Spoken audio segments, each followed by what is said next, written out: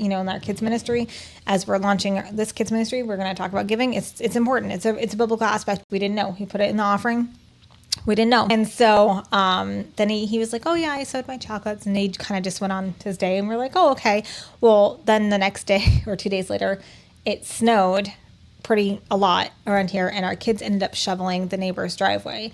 And so then the neighbor brings out a huge amount of chocolate for all the kids. It was a huge blessing for them, and $30. Yeah. And so it was just like, again, and just showing that like you give and it'll come back to you. And it was just like a really neat thing. And we're like, why'd you give your chocolates? But actually we don't question when our kids give. We don't. We just, as long as like, if we'll be like, well, did the Lord tell you to do that? Because we don't want our kids to give like feeling like they're manipulated or whatever. We don't want that. We want them. And so you give, like, ultimately you give something of value. Yes. Right? You're giving something of value to God. And when you're 7, chocolate is of value. Yeah. When you're so like if you 36, chocolate's also of value. Yeah. But so like when you give, like for us, something of value is our money. Yep. It's valuable. We work for it. We save it. It's valuable to us. But when God tells us to give it, we give it. Or yes.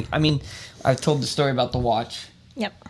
And we've sown other things of value. Mm-hmm. And God has given back in different ways. But when God tells you to give, you give. Whether it's a chocolate, a Lego, or a Pokemon card, or whatever they've given. Like we're teaching them the thing that like when God lays it on the heart to give, just give. Yes. And that's the biblical principle that we're teaching. But real fast, in the open communication, this is what I was going to say and I forgot. Oh. Is that when we were moving down here, we actually had a conversation with our kids before. Yes, absolutely. We had an open conversation. We said, this is what we feel God's leading us to. We want you to be a part of this story. Well, we actually did it on different times individually with each kid. Yeah, and we were clear with them, and we even told them that if things, as we get close to the time of Jesus' return, more things are going to happen, and it's going to be probably a little bit harder for the church, but Daddy's going to preach the gospel no matter what.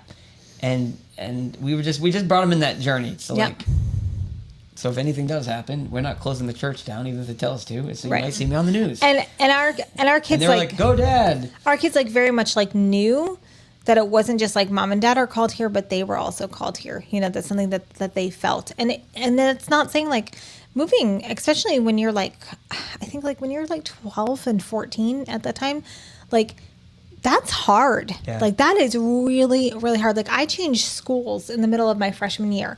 That was hard. When you go and you're in a place where you don't know anyone and you're homeschooled. So that's like, you just don't meet people as fast as like if you were going to a school. But they have gone to those homeschool groups. We're trying.